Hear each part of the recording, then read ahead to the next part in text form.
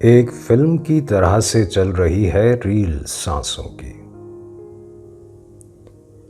ज़हन के पर्दे पर जलते बुझते सभी चेहरे, शनासा अजनबी, देखे अनदेखे कई किरदार, बद किरदार, उभरते डूबते, मोहब्बत, झूठ, नफरत, दावे और अंदेशे।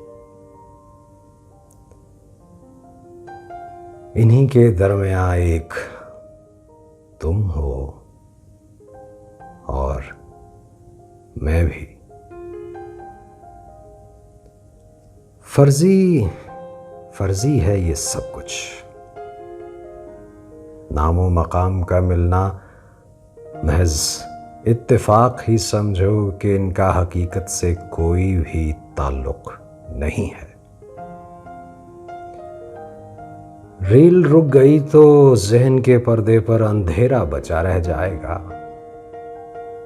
और इस अंधेरे में जो मैं हूं और तुम भी डूब जाएंगे।